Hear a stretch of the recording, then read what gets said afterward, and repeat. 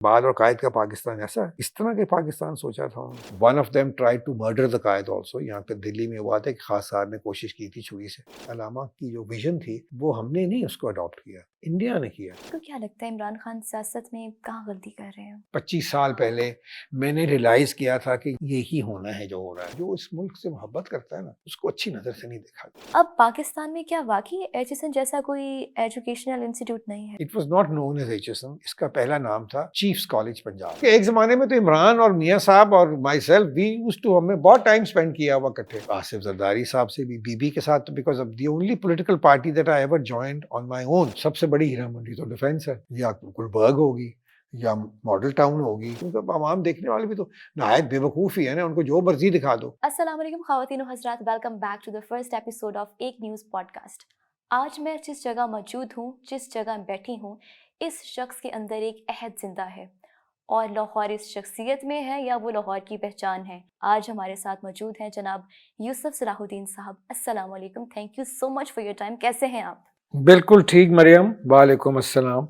अल्लाह का शुक्र है, खैरियत से हूँ। सर, आपका नाम यूसुफ सलाहुद्दीन सुनकर जहन में पहला यही ख्याल आता है कि कोई जंगजू टाइप बंदा होगा, लेकिन हकीकत में तो आप धीमे लहजे, लड़ाई झगड़े से दूर एक आउट क्लास पर्सन है। तो अगर मैं सुहेल वड़ाइच के अंदाज में पूछूं, क्या ये खुला तजाद नहीं है? सबसे फनी बात यह है कि सुहेल वड़ाइच का जो पहला प्रोग्राम था ना जियो के साथ एक दिन, वो मैंने किया था। ओके।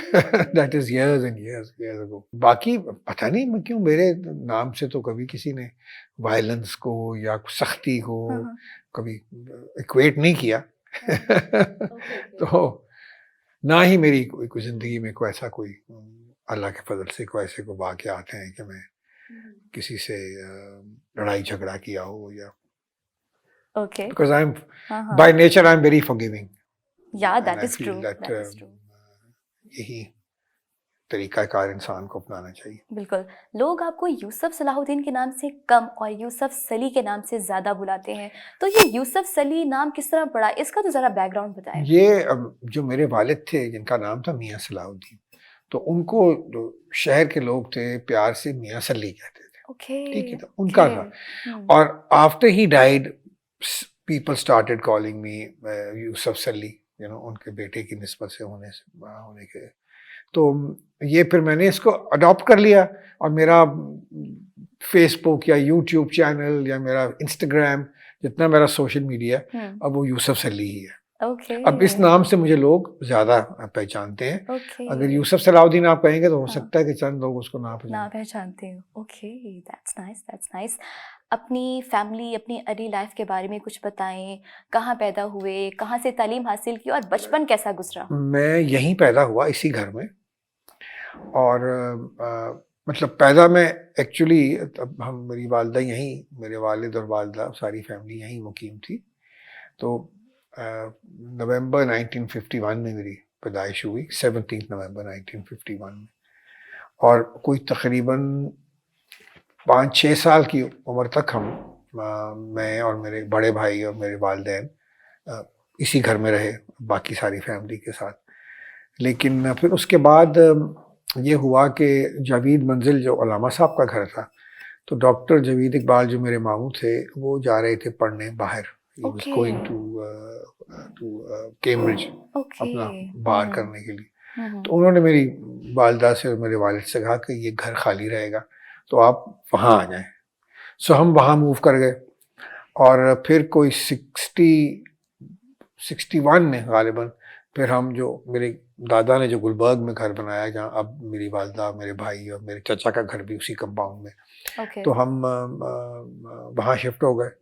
अच्छा। तो अब वेरी अर्ली मेमोरी जो है वो तो ऑब्वियसली यहीं की है। अपने जो मेरे जो उस जमाने के बचपन के जो दोस्त थे उनके साथ गुल्ली डंडा खेलना और छोटी मोटी शरारतें करनी। किले की सीढ़ियों पे हम बहुत जाया करते थे, वहाँ ऊपर नीचे भागना वहाँ से। और अच्छे सस्ते ज़माने थे। एक माई दादी यूज्ड टू 1 रुपया देती थी उस ज़माने में। आप लोगों ने तो नहीं शायद देखे होंगे, लेकिन 64 पैसा थे 1 रुपये में। अच्छा, और वो पैसे छेद वाले होते थे, वो गोल से होते थे, बीच में छेद होता था। तो एक पैकेट बना होता था 64 पैसा का, पूरा 1 रुपए का।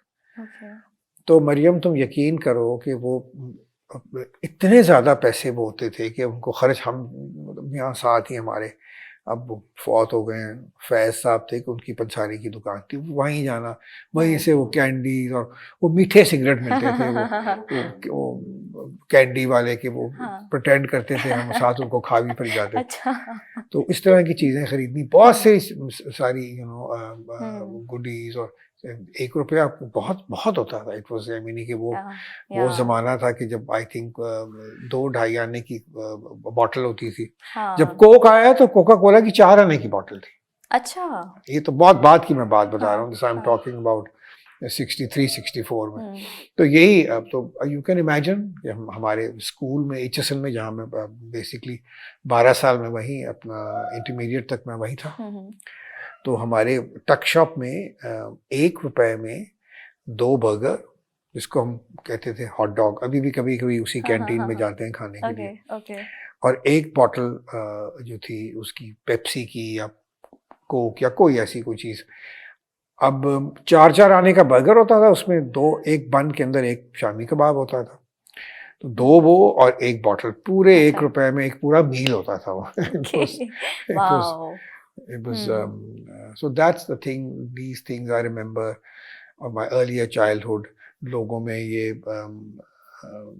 इतनी अफरा तफरी नहीं थी, इतनी पैसे की लालच नहीं थी, इज्जत उम्र के लिहाज से की जाती थी, इज्जत इल्म के लिहाज से की जाती थी। बड़ा बंदा वही था कि जो इंटेलेक्चुअली सुपीरियर हो, या बहुत पढ़ा लिखा हो, या बुजुर्ग हो। मोहल्ले में से कोई लड़का जो था वो बगैर टोपी के या सर पे कुछ चीज़ रखे बगैर नहीं गुजर सकता था, बड़ा माइंड किया जाता था। और अगर कोई ऐसा कोई अनजान लड़का अगर 2-3 दफ़ा अगर गली में से गुजर जाए तो उसको मोहल्लेदार रोक लेते थे कि तुम कौन हो और क्यों तुम बार बार यहाँ आ जा रहे हो। तो बड़ी अंदरून शहर में अभी भी वो आपस की मोहब्बत और ये सारी चीज़ें बिल्कुल मौजूद हैं, और लोग जो हैं वे they know how to live together, और मुझे तो जाहिर बात है कि I love living here, I can't live anywhere else. And although I have a house in Gulbarga also, I go there every day. Do you live there as well? No, I only live here. वहाँ मैं कभी कभी जाता हूँ क्योंकि वालदा जो है वो उनकी काफ़ी माशाल्लाह शी नाउ 95।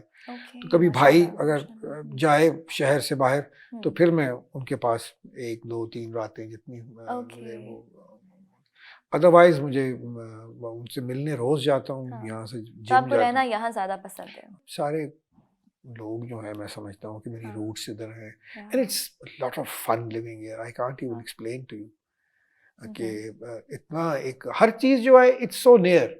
कोई ऐसी चीज़ नहीं है कि जो स्टोन थ्रो अवे नहीं है। कोई खाना, कोई काम का, ये इस तरह की चीज़ें जो है, मसलन सारा यहाँ से वॉकिंग डिस्टेंस है शाहालमी, हर चीज़ आपको आधी कीमत पे मिलती है।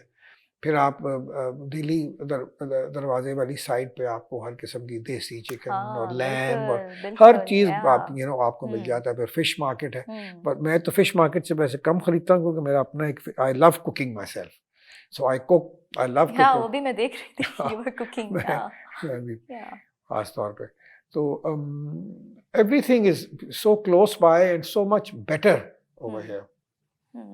बाहर तो लोगों को वैसे ही नहीं पता, उनको जो मर्जी खिला दो वो खा लेते हैं। इतना नहीं है, लेकिन अंदरून शहर के लोग बड़े पर्टिकुलर हैं। देसी फूड आपको पसंद है या आप? I like all food. I like all food, but the food that I cook, जो मैं खुद बनाता हूँ, वो वेस्टर्न फूड है। क्योंकि मेरी जो खवातीन है 2 मेरे घर में, जो शेफ्स जिनको मैं कहता हूँ मेरी हैं, वो they are women and they cook the most amazing देसी food। यानी कि उनको कोई ज़रूरत नहीं है कभी कुछ बनाने की। लेकिन जो वेस्टर्न फूड है वो ज़रा थोड़ा सा कॉम्प्लिकेटेड होता है, डिफरेंट होता है। That I like cooking my self. Sir, अभी हमने आपकी बचपन की बात की है, तो वैसे तो we have always seen you on the television, but in person in real you are a true gentleman, but at the same time अच्छा, मतलब ऑफ द टेलीविजन पे जो मैं बिल्कुल मैं जेंटलमैन नहीं लगता, लेकिन reality you are a gentleman, no doubt you are a gentleman, but at the same time you look like a bit naughty by your face. Is that true? You are a naughty guy? वैसे शरारत जो है वो तो मैं तो बचपन से ही बहुत शरारती था, और अच्छा। हमेशा मुझे स्कूल के ज़माने में भी और अच्छा। कॉलेज में भी शरारतें तो इंसान की एक मैं समझता हूँ कि मुझे इसी तरह लिए जो बच्चे शरारती होते हैं वो हाँ। बहुत पसंद है, बिल्कुल शरारत वेल भी वो बिहेव बच्चा जो लोग करते होते हैं, हैं। शरारत भी वही बच्चा करते हैं जो बड़ा इंटेलिजेंट हाँ, होता है। मैं बहुत शरारतें या करता था। अब मैं शायद इतनी नहीं करता, लेकिन दोस्तों के साथ मजाक बहुत ही किसी को फोन कर देना, कुछ इस तरह की चीजें हमें अब को आप आराम कर एक देना। ऐसी शरारत बताएं जो आपने पहले कभी किसी के साथ डिस्कस ना की हो, आज आप हमारे साथ डिस्कस करेंगे। कोई एक शरारत। एक दफा मुझे याद है कि HSN में मैं था तब, तो सोचा कि कोई धमाका, लिटरली धमाका होना चाहिए।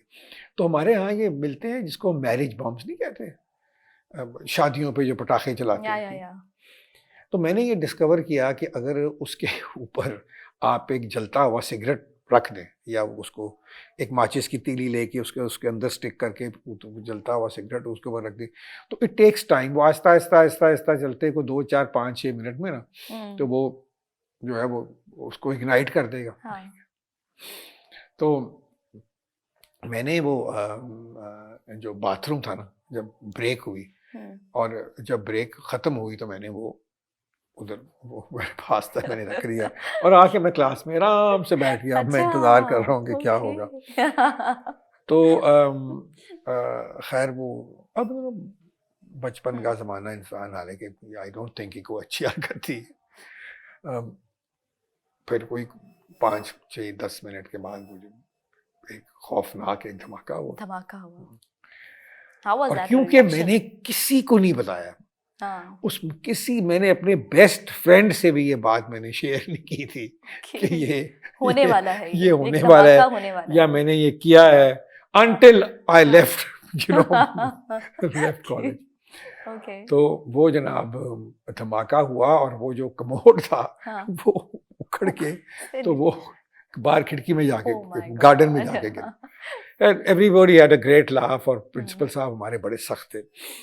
अब्दुल अली खान साहब, ये वली खान साहब के भाई थे, बहुत ही ज़बरदस्त आदमी थे। I think he was one of मेरे दौरान तो शुरू में सैयद जुल्फ़िकार अली शाह थे, लेकिन देन थ्रू आउट फिर अब्दुल अली खान साहब ही रहे, और बड़े ही डिसिप्लिनेरियन थे, like yet also very affectionate also. Tall थे और बड़े ही वाज वो माइटी। अब वो कहते हैं कि when he was in studying in Oxford, तो he was known as Ali the noble savage. ये वो उस नाम से वो मशहूर थे। और बड़ी उनके साथ बड़ी क्या कहते हैं ज़बरदस्त वो थे।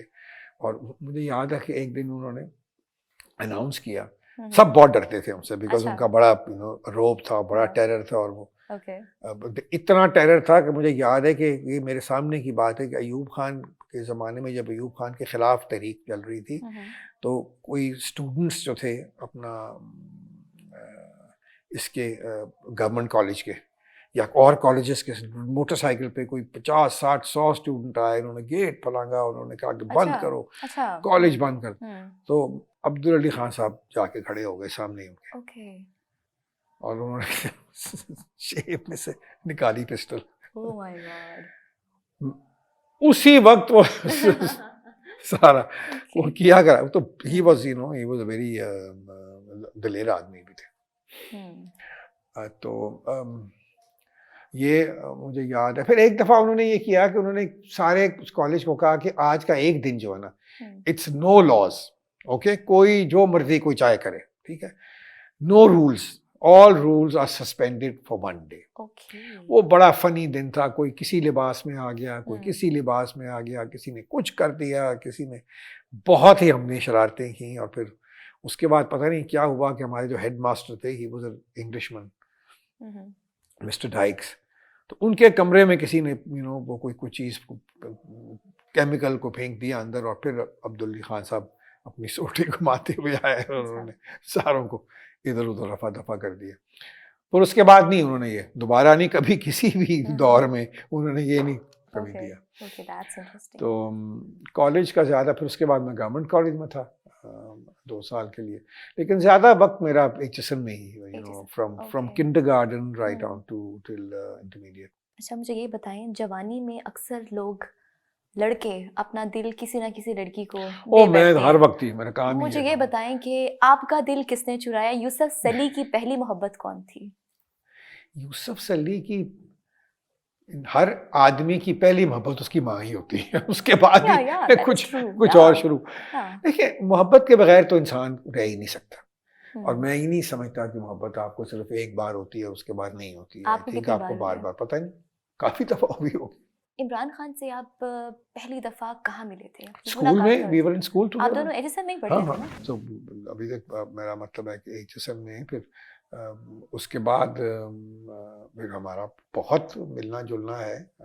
सियासत में जब से इमरान आया तो फिर तरह वो बिजी हो गया, वरना हम बहुत सा टाइम भी वुड स्पेंड टुगेदर। शिकार जाना, इंडिया हम कई दफ़ा गए, इंग्लैंड में मैं कई दफ़ा उसके पास रहा, so we spent a lot of time. He is a very very dear friend of mine. Okay. तो आपको क्या लगता है इमरान खान सियासत में कहाँ गलती कर रहे हैं? मैंने तो खुद सियासत छोड़ दी थी 25 साल पहले। मैंने रियलाइज किया था कि ये ही होना है जो हो रहा है। तो मैंने क्या फैसला किया, मैंने कहा क्या करना, क्या सियासत में, मैंने को पैसे तो बनाने नहीं है, तो कोई फ़ायदा नहीं है। बच्चे मेरे जो हैं माशाल्लाह, I gave them a good education. वो अपने अपने बिजनेस में, अपने अपने काम में माशाल्लाह they are all self made. मैंने कोई उनको कोई लाखों करोड़ों मैंने या उनकी माँ ने कुछ नहीं उनको दिया। उन्होंने अपनी ही अकल से या अपने ही रिसोर्सेज से उन्होंने अपने बिजनेस को बिल्ड किया। माशाल्लाह they are all doing fine. मैंने क्या किया, क्योंकि यू कांट रियली, इस मुल्क में देखें, मैं आपको बात बताऊं, जो इस मुल्क से मोहब्बत करता है ना, उसको अच्छी नज़र से नहीं देखा जाता, उसके लिए डिफ़िकल्टी होती है बहुत। क्योंकि मेरी तबीयत है इस तरह की कि मैं रह नहीं सकता। एक तो मैं खुशामद नहीं किसी की कर सकता, दूसरा मैं अगर कोई ऐसी बात हो कि जो ख़ास तौर पे जो कोई अगर इस मुल्क के ख़िलाफ़ कोई बात करे या मुल्क का नुकसान करे, तो मुझसे वो बर्दाश्त से बाहर हो जाता है। पॉलिटिक्स में you have to be very very, ये सारी चीज़ें जो इसके बरक्स है आपके अंदर होनी चाहिए। आपको खुशामद पसंद भी होना चाहिए, आपको हर चीज़ को दरगुजर करना चाहिए, आपको किसी बात। तो मैंने सोचा कि अपना दिल जलाने से बेहतर है कि मैं किसी और तरीके से मुल्क की खिदमत करूँ। कोई ज़रूरी तो नहीं सियासत में रह के करना, that's not the only thing. उसमें रह के आप कुछ नहीं कर सकते। You can make money for yourself and make money for your children. Exactly. So अगर आप वो नहीं करना चाहते तो that is not the place for you. तो फिर मैंने वो छोड़ दी। और जहाँ तक इमरान खान की सियासत का ताल्लुक है, वो अब एक बड़ा एक कॉम्प्लेक्स सी सिचुएशन एक हो गई है, और मेरी तो यही दुआ है कि अल्लाह ताला इस मुल्क पे रहम करे और हमें यूनाइटेड रखे, क्योंकि जो हालात हैं वो कोई दिगरगू हैं, कोई अच्छे हालात नहीं है इस वक्त। जो मर्जी कहें या ना आपको क्या लगता है कि इमरान खान को पाकिस्तान क्रिकेट वर्ल्ड कप जितवाकर सियासत में आना चाहिए था, और वो भी पाकिस्तान जैसे मुल्क में जहां सियासतदानों की इज्जतें उछालना एक सवाब समझा जाता है? अभी हम यही बात कर रहे हैं। आप यकीन करें कि जब when he went into politics, I was probably his only friend who said कि तुम ना जाओ इसमें, don't get into politics, this is not for you। बहरहाल उसकी अपनी मर्जी थी, और he made a success of his politics also। आपकी नज़र में उन्होंने एक कामयाब जिंदगी गुजारी है या नाकाम? इमरान की जिंदगी तो मैं समझता हूँ कि forget about the political side, but his whole life I always used to call him a blessed child। कि तुम ब्लेस्ड हो, कि दुनिया की जो चीज़ जिसकी आम इंसान ख्वाहिश करता है ना, वो तुम्हारी ज़िंदगी में है। And he was never into money और कार्स और ये वो इस तरह का वो नहीं था। He is not that way. And I think he had the best life. बड़ी रंगीन भी जिंदगी उसकी, जाहिर बात है, he was Yeah.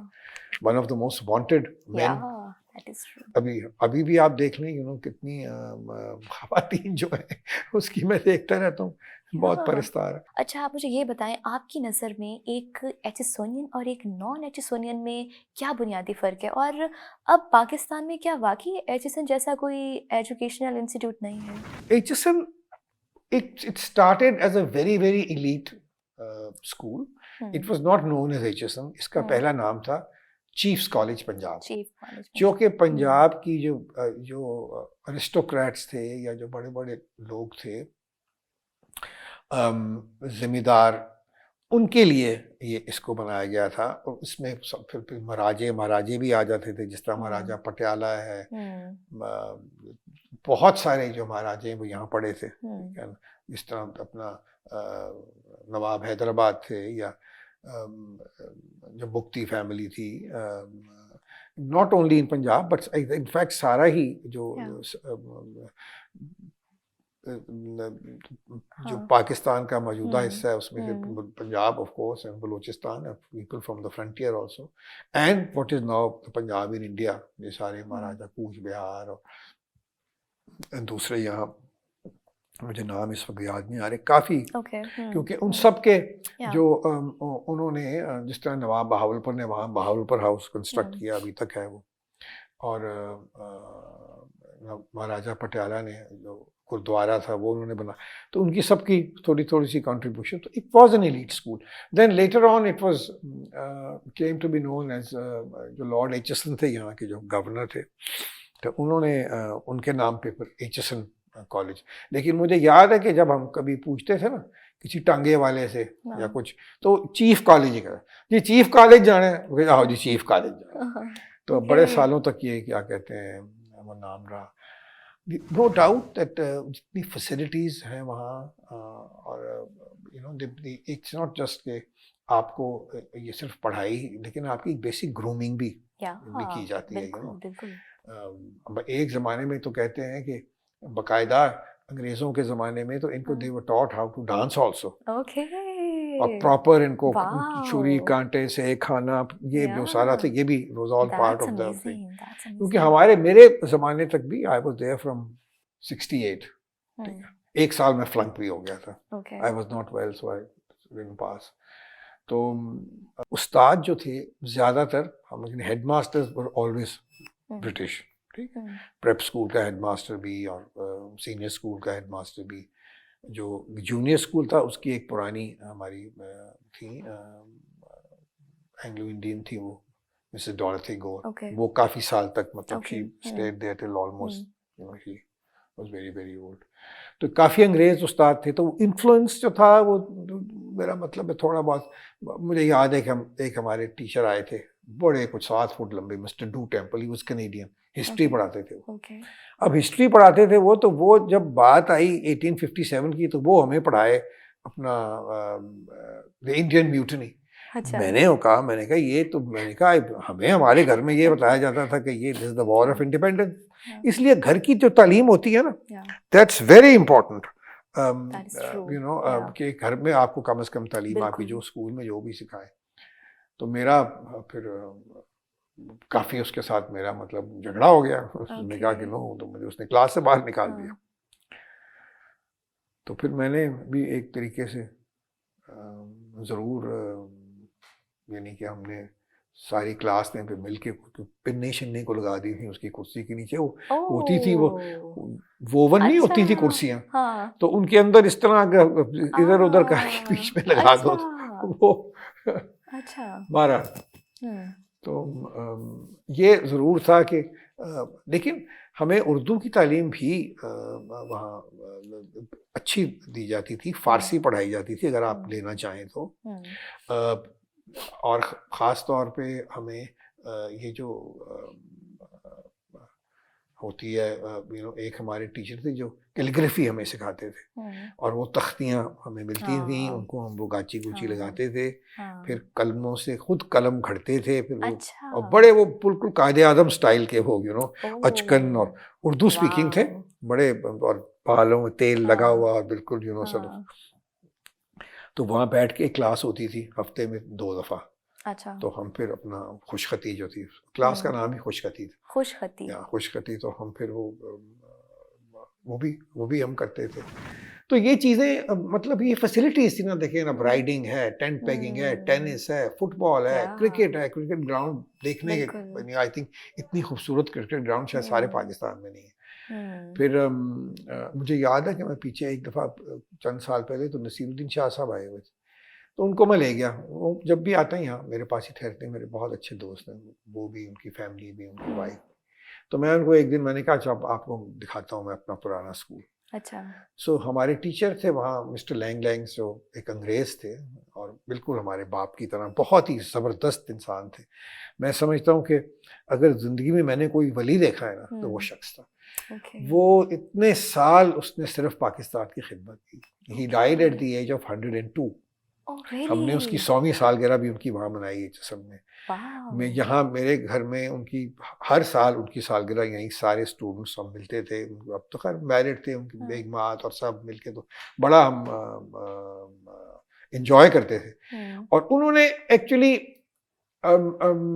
ये जो पाकिस्तान है उन्होंने हमें दिखाया। हम्म। यानी कि वो हर सीनियर स्कूल में वो ये करते थे कि लिख देते थे बोर्ड पे कि अब गर्मियों की छुट्टियां होने वाली हैं, हम्म। अगर किसी ने इस ट्रैक पे जाना है तो हम्म। वो अपना नाम लिखवा दे। तो वो हम 20-25 लड़के, इमरान भी बीच में साथ शामिल होता था, अच्छा। हम जाते थे वहाँ ट्रैकिंग। अच्छा। और ट्रैकिंग जो थी, उन्होंने लिटरली हमें ये सारा जो क्या कहते हैं ये नॉर्दर्न एरिया है ना, हम्म। उन्होंने हमें पैदल फिराया। ओके। सो वो इतने फन वाओ। टाइम्स होते थे ना, 15-20 दिन जनाब, हाँ वॉक, सारी वॉक होती थी, हाँ ठीक है। हाँ। अपने अपने हैवसाक अपने पीछे या ज़रूरियात जो थी, या बाकी एक दो नौकर होते थे साथ, हाँ। वो उस पहले पहुंच जाते थे जिस जगह पे हमने कैंप करना होता था। हम जाते थे तो कैंप शैम्प लगे होते थे, खाना खुना जो भी, कोई दाल, कोई हम्म। चावल, या कोई जो हम्म। भी इस तरह की, हम्म। बहुत हम इंजॉय करते थे रात को, लगानी। और वो, अब मेरा मतलब, अब तो वो शक्ल ही बदल गई है उन सारे इलाकों की। वहाँ हर जगह हाँ इतनी ज़्यादा आबादियाँ हो गई हैं, और बिल्कुल। रेस्टोरेंट्स बन गए हैं, और होटल्स बन गए हैं, और एग्जैक्टली या। थोड़ी सी गंदगी भी हमने फैला दी है। लेकिन अभी भी आई थिंक अब बहुत सारी जगह हैं कि जहाँ एक्सेसिबिलिटी नहीं है, जो बहुत बहुत खूबसूरत जगह है। हम्म। तो ये बेसिकली मेरे बचपन की, या थोड़ी सी जब होश आई तो तब की यादें आप पूछ रही थी। आपकी शरीफ फैमिली के साथ भी ताल्लुकात हैं, और किस लेवल के हैं? वो भी लाहौरी हैं? कोई खास वाकया? बिल्कुल, हम हमारे बुजुर्गों के आपस में ताल्लुकात, और बड़ी अच्छी, बल्कि एक ज़माने में तो इमरान और मियाँ साहब और myself, we used to, हमने बहुत टाइम स्पेंड किया हुआ इकट्ठे, हम्म। खाने खाए, गपबाजी बड़ी होती थी, लंदन में भी, इधर भी। और वो सियासत एक, इसीलिए मुझे सियासत से नफरत ही हो गई कि सियासत एक चीज़ ही ऐसी है कि जो अच्छे बड़े दोस्त भी हों तो उनसे भी बंदा। और मियाँ शहबाज से भी, उनकी फैमिली के साथ, मेरे जो दादा थे, मेरे वालिद थे, मियाँ शरीफ के साथ उनके बहुत ताल्लुकात थे। जब डॉक्टर जावेद इकबाल का इलेक्शन हुआ था भुट्टो साहब के खिलाफ, तो बहुत मदद की थी मियाँ हम्म। शरीफ साहब ने हम्म। उनकी। तो हमारे, क्योंकि हमारी बरादरी भी एक है, वो भी कश्मीरी हैं, हम भी कश्मीरी हैं, या तो we share a lot of common things, food या स्पेशली। या अभी बल्कि मेरी नीस की जब शादी थी, तो मैं मियाँ साहब के नेफ्यू ही हैं, तो मेरे साथ तो जिम करते हैं, तो उनसे मैंने बड़ा कंसल्ट किया कि भाई फलाना जो कश्मीरी को कहाँ से मिलेगा, फलानी चीज़ कहाँ से मिलेगी। अच्छा उन्होंने 2-3 अच्छा बड़ी अच्छी मुझे सजेशंस दी, अच्छा। और मैंने उनको उसको यूज़ भी किया। ओके। तो अच्छे ताल्लुकात हैं। हम्म। चौधरी शुजात साहब मेरे बिल्कुल बड़े भाइयों की तरह हैं। Okay. I am very very close to him. Wow. Asif Zardari साहब से भी, बीबी के साथ, because of the only political party that I ever joined on my own was people's party. Okay. ठीक है, वहाँ से, वहीं से मैं, यहीं इसी एरिया से मैं इलेक्ट हुआ एमपी 88 में।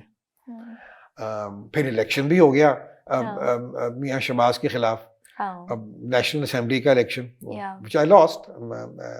But we fought an election. पर हमने कभी हमारे इलेक्शन में कोई बदतमीजी एक दूसरे के खिलाफ या कोई Yeah. बदजुबानी या नहीं, और ये नहीं। सारी दुनिया जिस शख्सियत को इल्लामा इकबाल के नाम से जानती है, आप उनको नाना इकबाल कहते हैं, फ़ख्र तो होता होगा।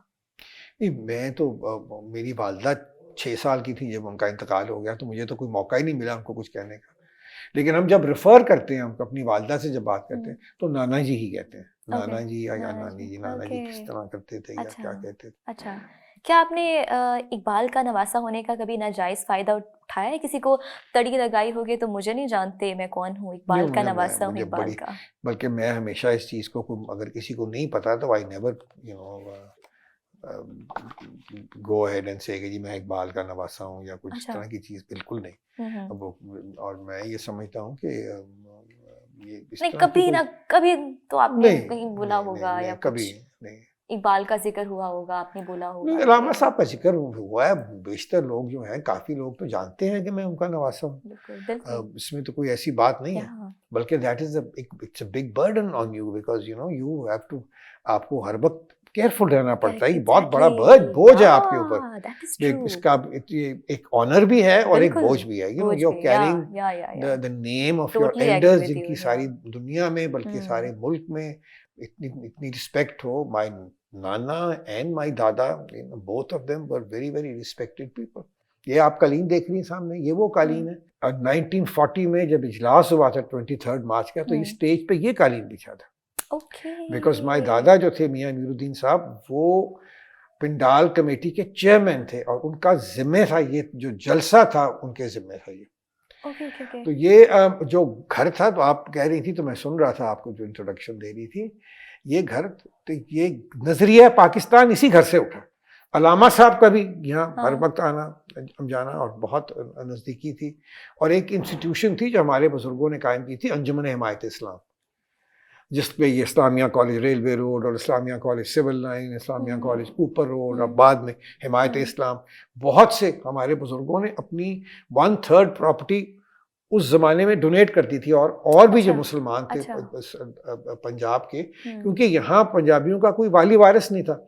वहाँ सर सैयद ने जब खोला, क्या कहते हैं, अलीगढ़ कॉलेज, तो अलीगढ़ यूनिवर्सिटी जो पहले स्कूल था या मदरसा था, तो उसके बाद जब ये एक मुसलमानों की जब बैच आई है, एक पढ़े लिखे होगी, तो उसने फिर they started, they had a mind and they were thinking. उन्होंने बहुत, क्योंकि मुसलमानों में ये उस वक्त में 1857 के बाद ये हालात थे कि मुसलमान ना स्कूल जाना पसंद करते थे, ना अंग्रेजी बोलना पसंद करते, और जो हिंदू थे उन्होंने अपने फेंसेस मेंड कर ली अंग्रेज़ों के साथ, और वो अच्छी नौकरियां और हर चीज़ जो थी वो उसमें वो शामिल हो गए। और हमारे जो वैसे ही, क्योंकि जो उनकी जो थिंकिंग ये थी, उन्होंने ये कहा जी हम तो पहले भी गुलाम थे, पहले इनके गुलाम थे, अब आपके गुलाम हैं, इनको सीधा करें। ये अपने आप को समझते हैं। मुसलमानों में बड़ी अकड़ भी थी कि जी हम तो हुक्मरान थे हिंदुस्तान के, और सारे बड़े नवाब और जितने भी ये बड़े बड़े जो लोग थे, तब मुसलमानों की हुकूमत उनकी थी, तो हर चीज़ उनके हाथ।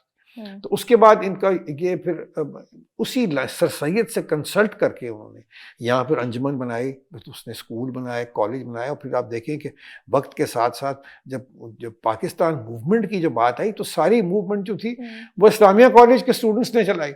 वही हरावल दस्ता बना कायदे आज़म का। सो पहली दफ़ा जब कायदे आज़म तशरीफ़ लाए Lahore to address the Muslims of the, उनको लोग जानते नहीं थे यहाँ। उस ज़माने में कोई टीवी शीवी तो था नहीं, कोई अखबार ही थे, वो भी चंद लोग पढ़ते थे। तो जब पहली दफ़ा वो तशरीफ़ लाए यहाँ, तो उनको मियां अमीरुद्दीन साहब ने ही इनवाइट किया था। और बरकत अली हॉल में उनका पहला जलसा हुआ था। और मेरी जो चची हैं, उन्होंने, वो बच्ची थी उस वक़्त, उन्होंने हार डाला था कायदे आज़म। तो एक बड़ी हमारी फैमिली, तो 1900 आई थिंक पहला इजलास 1900 जब ढाके में हुआ है, 1906 में शायद हुआ है इजलास।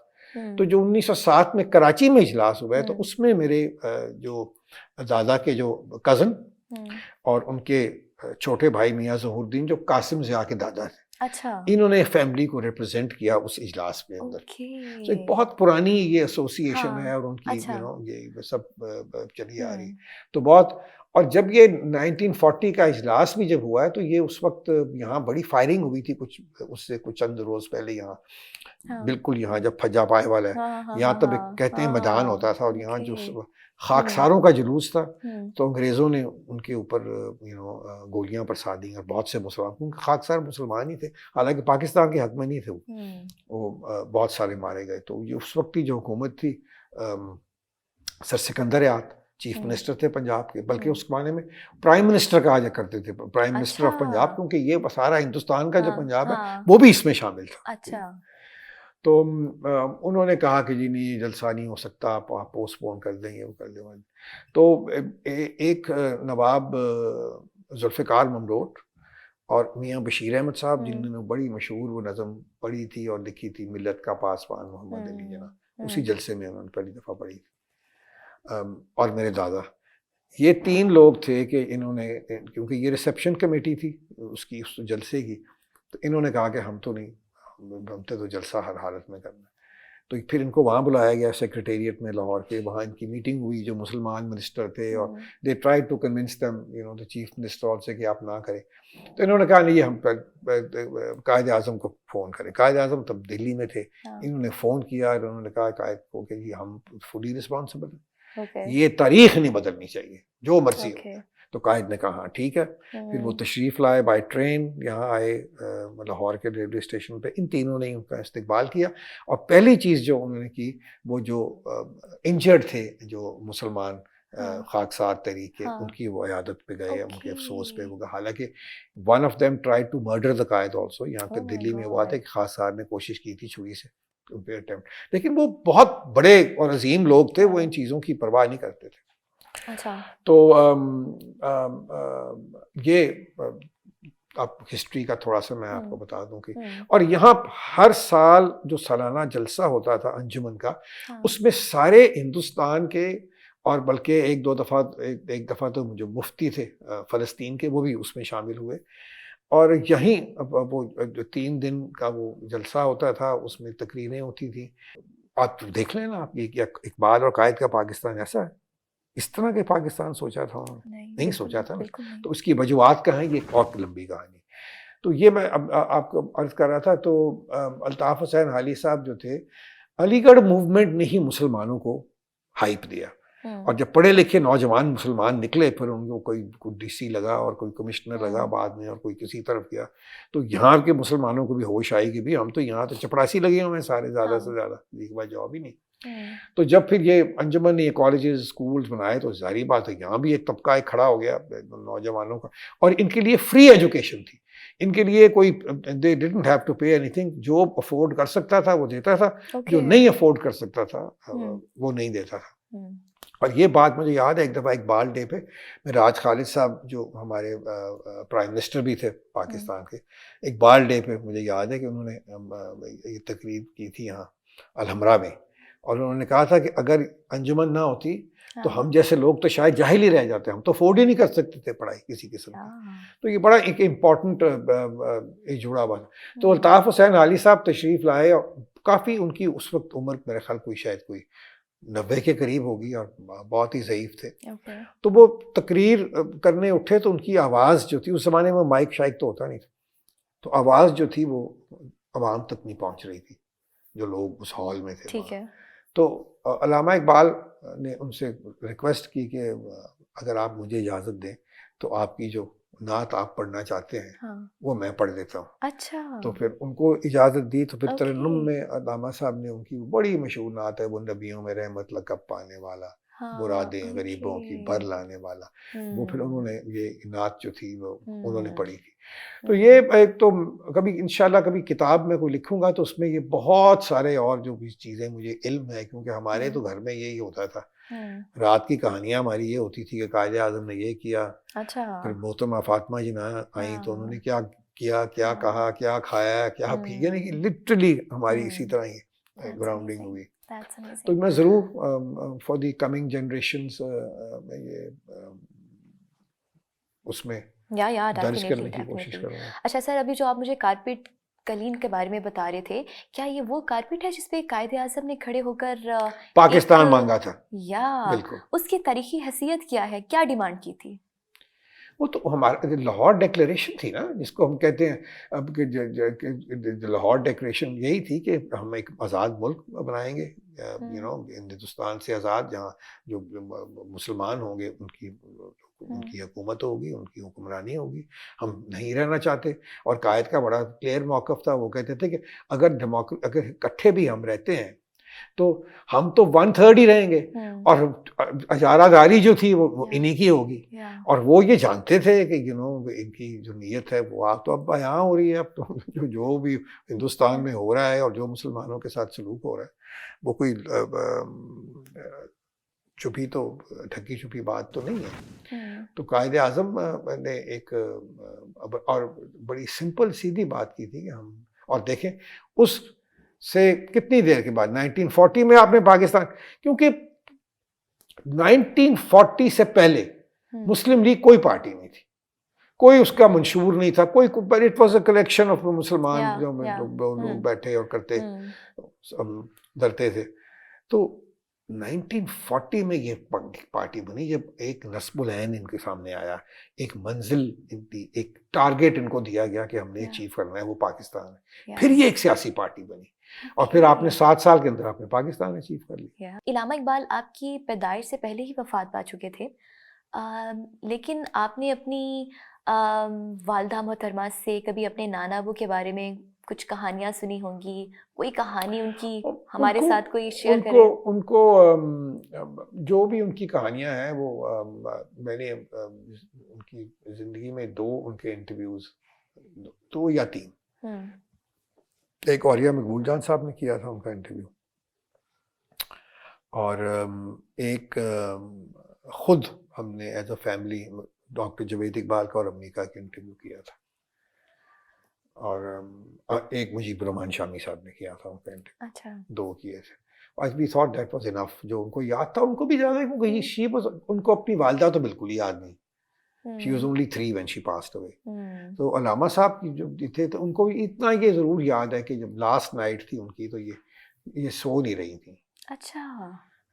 तो सो नहीं रही थी, उनको नॉर्मली होता था ये आके अपने वालिद के पास आके, इनको उनकी जो नैनी थी she was the German lady, हम उनको आंटी डोरिस कहते थे, क्योंकि वो बाद में भी जब तक मेरी वालदा की शादी नहीं हुई, जब तक हम पैदा नहीं हुए, काफ़ी अरसे तक वो हमारे साथ ही रही, जवीद मंजिल में ही, उधर ही। तो ये उनको वो वाकया याद है कि जब पंडित जवाहरलाल नेहरू और उनके साथ बेगम और मियां इफ्तिखारुद्दीन मेरे एक्स वाइफ के वालिद, मेरे ससुर लगे। तो वो उस वक्त जो पंजाब की कांग्रेस थी उसके सदर थे, तो उनकी ज़्यादा एसोसिएशन जो थी कांग्रेस की थी। नेहरू और वो इकट्ठे पड़े थे तो उनकी बहुत ज़्यादा एसोसिएशन थी, और नेहरू का और गांधी का इनके घर में आना जाना, इंदिरा जी भी आके वहाँ उनके पास रहा करती थी, बहुत क्लोजनेस थी उनकी। ये उनको याद है कि जब नेहरू आए थे तो वो, जब नेहरू आए तो वो अलामा साहब क्योंकि बेड रिडन थे, he was on his almost on his way out, तो वो कुर्सियाँ रखी हुई थी 2-3, लेकिन वो नहीं बैठे कुर्सी पर, ज़मीन पे बैठ गए। He sat on the floor. अदबन, यानी कि वो नेहरू यूज्ड टू, नेहरू अलामा की बहुत दिल से कदर करते थे, and that you can see from the fact कि अलामा की जो विजन थी वो हमने नहीं उसको अडॉप्ट किया, इंडिया ने किया। सेल्फ रिलायंस, उन्होंने, नेहरू ने पहली चीज़ जो उसने की, उसने इंडिया को सेल्फ रिलायंट किया। उन्होंने किसी फॉरेन एड और ये और सारी चीज़ों से उसने, दे हैड टफ टाइम। मुझे याद है हिंदुस्तान जब हम जाते थे, मेरे बच्चे, मुझे याद है मेरे साथ, वो रोते थे हमें कहाँ लेके आ गए हैं, गाड़ियाँ इनकी खड़क रही हैं। और अब देखो now I mean that it's another story all together. उसकी सिर्फ वजह ये थी कि उन्होंने वो सख्त वक्त काटा, लेकिन उन्होंने हर किस्म की लग्जरी आइटम्स उन्होंने बैन कर दी हैं, हर किस्म की इंपोर्टेड गाड़ियाँ बैन कर दी। उन्होंने लैंड रिफॉर्म्स किए जो बेहद ज़रूरी, जो इकबाल और कायद की पहली ये बात थी कि लैंड रिफॉर्म्स होने चाहिए इस मुल्क में, एक हद से ज़्यादा ज़मीन नहीं होनी चाहिए। वो भुट्टो साहब ने भी की, लेकिन वो कुछ उसका कोई नहीं हुआ, कोई ऑल वेंट इनटू स्मिथी, वो नीयत ही नहीं थी। वो खुद बहुत बड़े एक जिम्मेदार थे, उन्होंने क्या करना था। तो इसलिए ये उनको वाकया याद है। और जो ये उनको ये याद है कि जब वो मुझे उठ नहीं रही थी, ये नॉर्मली उनकी जो नैनी थी उनको छोड़ देती थी, उनके बाद थोड़ी देर वो लेटते थे, फिर वो उनको ले जाती थी सुलाने के लिए। तो उस दिन वो नहीं अपना जा रही थी, तो कहने की नहीं मुझे।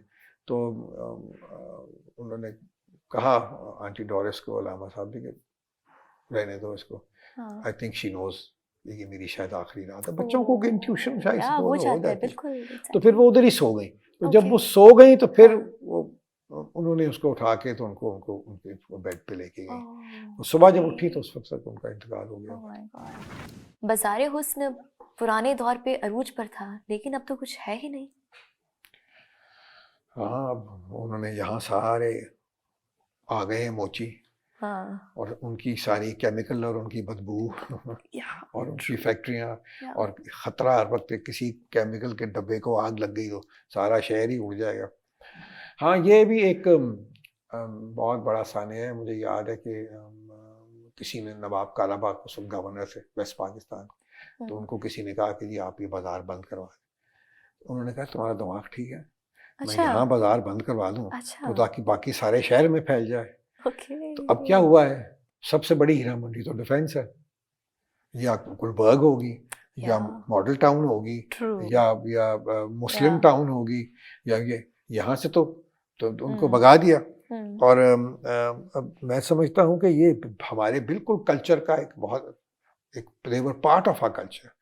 और ये इट्स सैड यू नो कि हमने हमारी सारी जो फिल्म इंडस्ट्री थी अब शुरू में जब बनी तो ज़्यादातर जो ख़वातीन थी वो यहीं से, यू नो, जितनी बड़ी स्टार्स, बड़ी सिंगर्स आपकी सारी इधर से ही आई, everybody is come from here. Exactly. तो बड़ा इनका एक अपना एक मुकाम था। मुझे याद है चौधरी अल्ताफ साहब जब गवर्नर थे पीपल्स पार्टी के ज़माने, उनके बेटे की शादी हुई तो उन्होंने ये बयान दिया, अखबार में छपा था।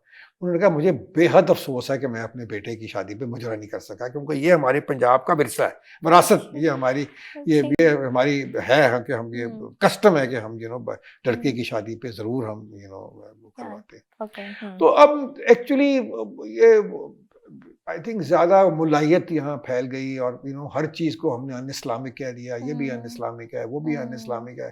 अब हमको तरीका बताया जाता है कि पेट्रोल इस्लामी तरीके से किस तरह डलवाओ, केला किस तरह खाओ, यानी कि सारों के, यानी कि एक जो सारों को हमने जहालत की तरफ में एक दिन सुन रहा था कि वो एक साहब बैठे हुए थे टीवी पे बता रहे थे कि नहीं दुनिया गोल नहीं घूमती, दुनिया पता नहीं किस तरह घूमती है, और वो बच्चे परेशान थे जो सुन रहे थे।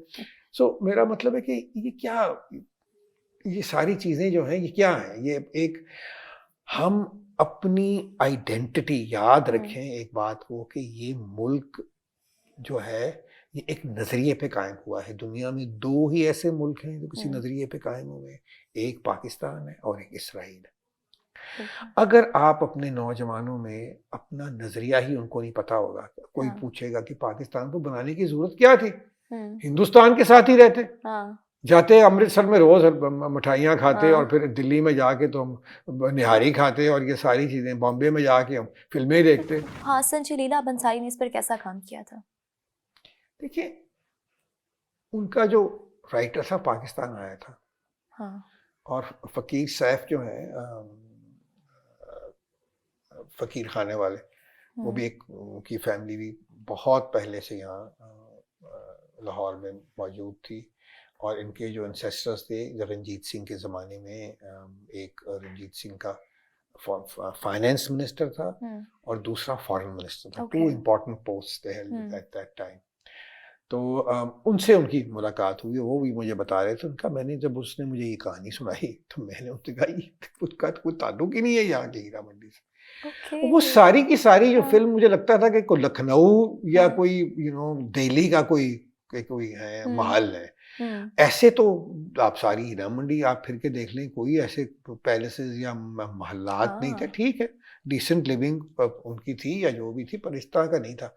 और दूसरा ये था कि बिल्कुल ही वो मेरा मतलब है कि उन्होंने एक नाम यूज किया है, उन्होंने कहा भी, हाँ, उन्होंने कहा कि हमने तो कमर्शियली इसको यूज करना है। हाँ, हीरा मंडी का नाम यूज करके उन्होंने जिस तरह बंसाली लाल का जो काम है, हाँ, करोड़ रुपए खर्च करके खर्च करके, एक फैबुलस, या जिसको मतलब तो आम बंदे की जो चकाचौंध करने वाली, हम्म, क्योंकि आवाम देखने वाले भी तो नहायत बेवकूफ़ ही है ना, उनको जो मर्जी दिखा दो, उन्होंने तो देख के उनको बस स्प्लेंडर चाहिए, ठीक है, ट्रू, जो उनकी जिंदगी में नहीं है या वो उनको दिखा दो तो उसमें तो फैसिनेट हो जाते या हैं। तो मुझे तो कभी भी उसकी बंसी लाल की कोई भी फिल्म मुझे कभी पसंद नहीं आई। आपको म्यूजिक से बहुत लगाव है। तो म्यूजिक से लगाव नहीं है। आई हैप्पीली कॉल माई सेल्फ अ या म्यूजिशियन। या I produce music, I compose music, hmm, I right lyrics also sometimes, hmm, I make videos.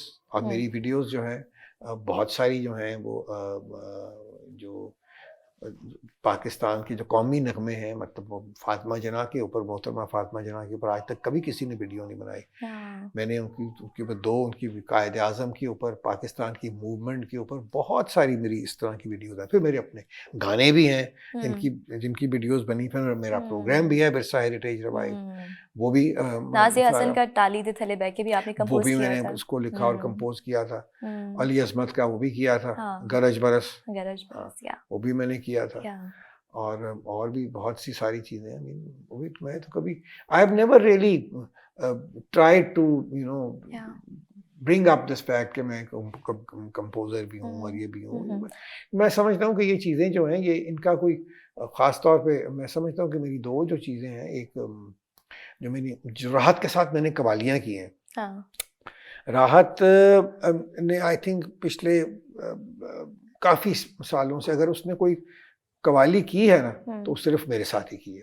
हमने 7 एल्बम्स कवाली की बनाई हैं, सारी जो विरसा हेरिटेज में। अभी रिसेंटली दो हफ्ता 10 दिन पहले मेरी एक एल्बम थी जिसको मैंने कंपोज किया था और 2 कलाम मैंने लिखे भी थे। तो वो एल्बम की हमने लॉन्च की विरसा हेरिटेज के प्रोग्राम में। आजकल मैंने देखा है लोग आपको आपके म्यूजिक टेस्ट से भी जज करते हैं। अब जो नई जनरेशन आ रही है ना, वो ज्यादा हिप हॉप और पॉप म्यूजिक ज्यादा सुनती है। बिल्कुल, आई एम श्योर सुनती होगी, लेकिन हमारी भी प्रोग्राम की अब कभी मैं तो जब उसकी एनालिटिक्स देखता हूँ हाँ, तो आई एम शॉक्ड कि 13 साल की उम्र से लेके 44 इयर्स की एज तक it is 80% people who watch my programme.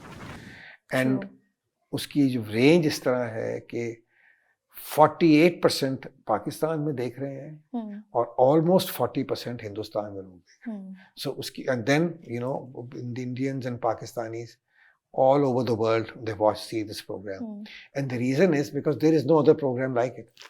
अब हर चीज को पॉप बना रहा है कोई क्योंकि हमें मेरे पे ये कंस्ट्रेंट नहीं है कि इसका पैसा बनाना है, मेरे पे कंस्ट्रेंट है कि एक चीज बनानी है और उसकी ये मैं बिल्कुल नहीं कह सकता कि उसकी ऑडियंस नहीं है। Very very big audience for that also. अदाकारा मीरा कहती हैं कि आप उनके बहुत अच्छे दोस्त हैं। बहुत अच्छे, आई एम वेरी फॉन्ड ऑफ। जब आप उनको डांटते हैं उनको बहुत अच्छा लगता है। आप उनको किस बात पे डांटते हैं? मैं कोई बहुत सारी बातों पे डांटता हूँ, बहुत सारी बातों पे उसको डांट पड़ती है, but I am very fond of. दिल की मीरा बहुत अच्छी है। ओके, हवेली की दावतों में क्या खाने पकवाते हैं आप? हमारा ज्यादा शहरी खाना ही होता है अपना। मतलब अगर कश्मीरी खाना हो तो उसमें शबदेग होती है या हरीसा होता है या ये गुश्ताबा, रिश्ता, तबख मास, मिथ मास, ये कश्मीरी खाने, और मिर्चामा कोरमा, ये चीज़ें होती हैं। टमाटर पनीर, कश्मीरी गोश्त ही ज़्यादा खाते हैं, वो भी लैम का।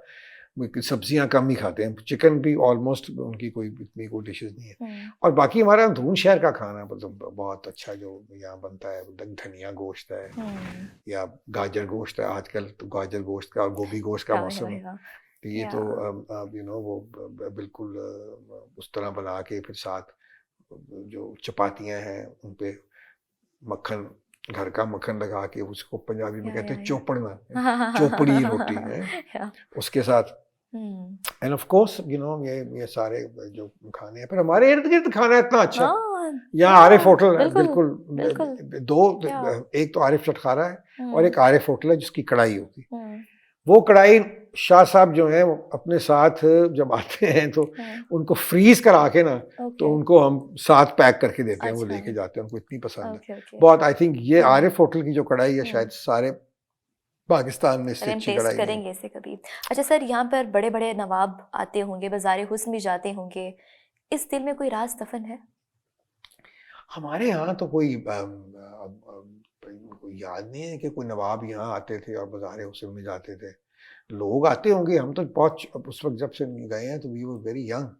तो ये बाजार हुसैन तो हमने बहुत बाद में जवानी की उम्र में जाके हमने रियलाइज किया कि ये भी एक हम्म एक जगह है। Hmm and it was a great entertainment. मुझे याद है कि जब मिक जैगर जो वर्ल्ड फेमस जो या रॉक स्टार है, वो और उसकी बेटी आए थे यहाँ, और तब इमरान और जमाइमा की नई नई शादी इनकी हुई थी, और बेसिकली वो इमरान का ही दोस्त था।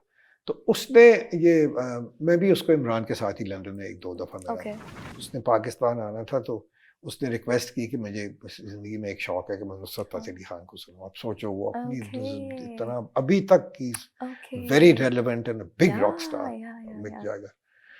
तो वो आया फिर यहीं वो और उसकी बेटी जेड दोनों आए थे। उस वक्त क्रिकेट मैच हो रहा था, he is also great cricket fan. तो वर्ल्ड कप हो रहा था, इमरान आई थिंक वो वर्ल्ड कप जो था ये खेल रहा था।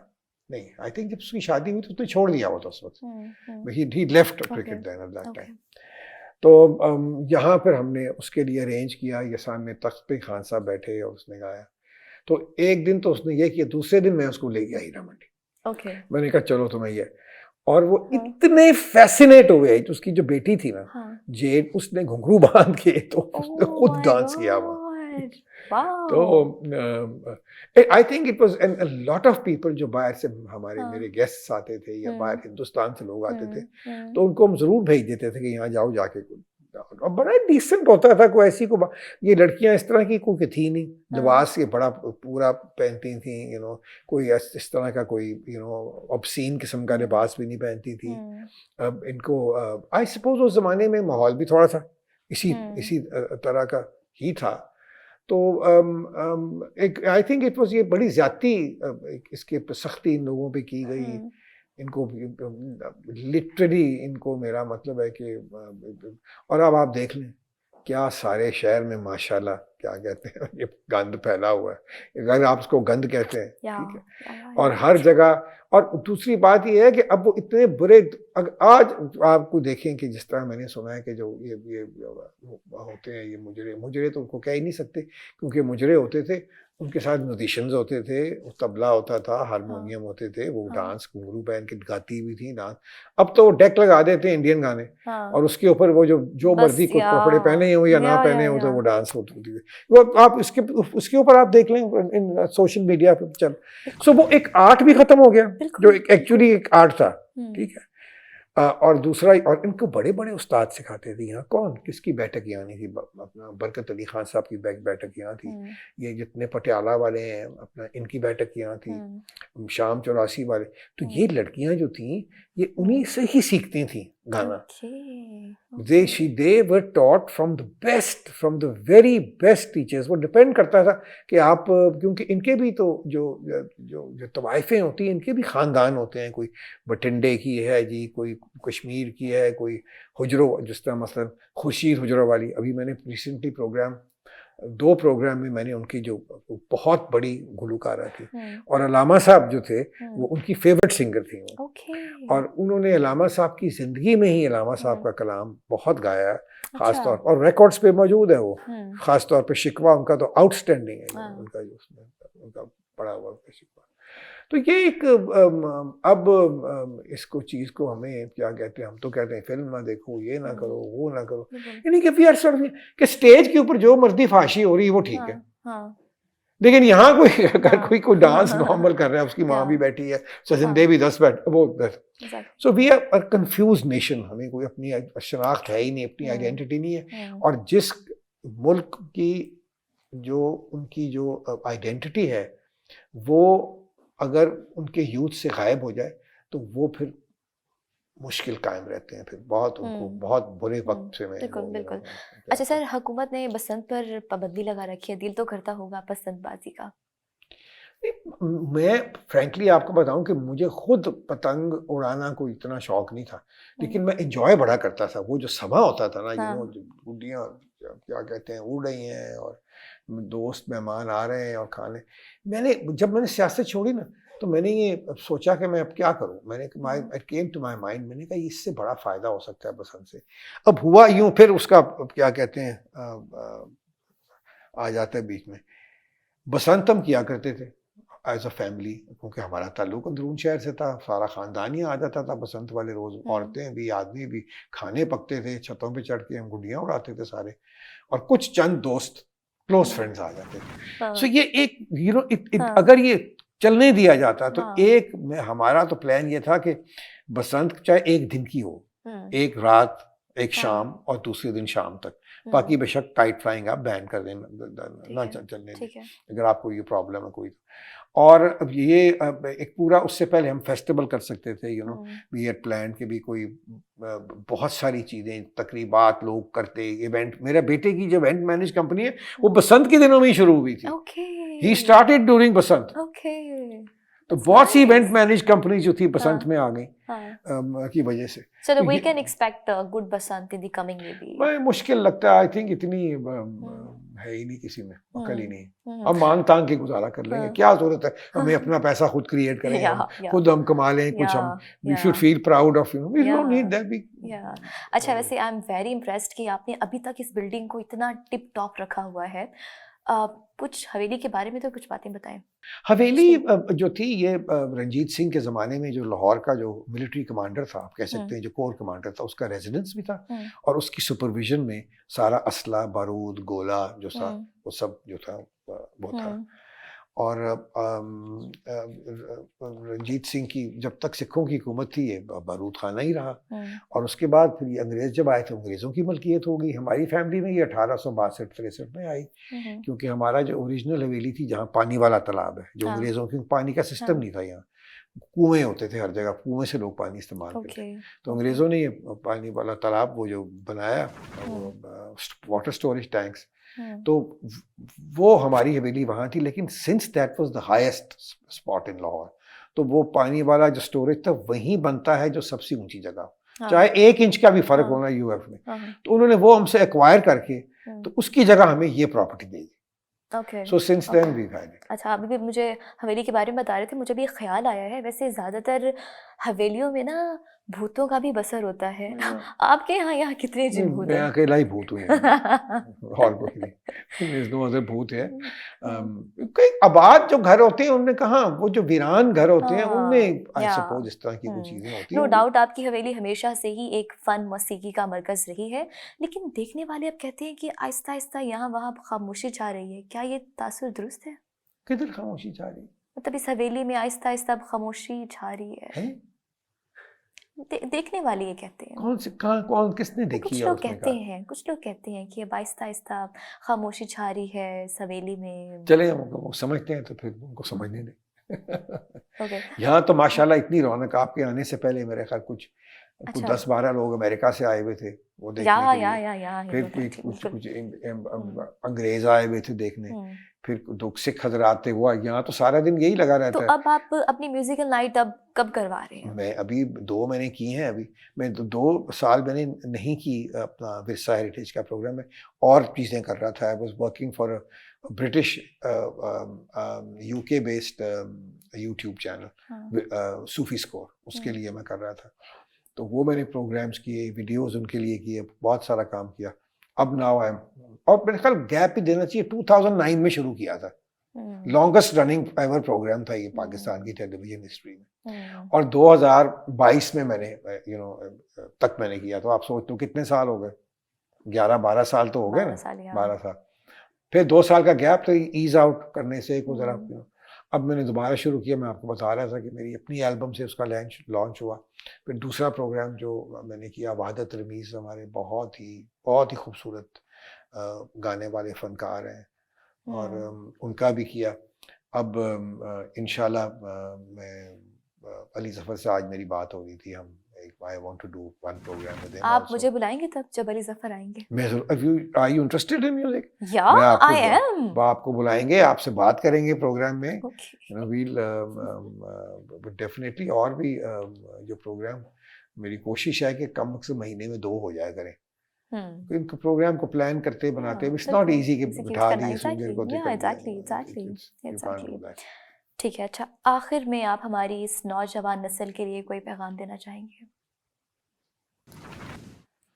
कोई प्यारा सा मैसेज दे दें। अनफॉर्चुनेटली इस वक्त बड़े डिसहार्टेंड हैं, और जो मैं देखता हूँ पढ़ता हूँ कि everybody wants to leave the country. या सब जिसको भी चांस मिलता है, मैं अल्लाह का शुक्र अदा करता हूँ कि मेरे बच्चों में से कोई किसी एक की भी ये ख्वाहिश नहीं कि हम पाकिस्तान से बाहर रहें। हालांकि माशाल्लाह तीनों के तीनों ही बाहर पड़े हुए हैं। ठीक, लेकिन सर ऐसा क्यों है, क्यों लोग बाहर जा रहे हैं पाकिस्तान को छोड़ के?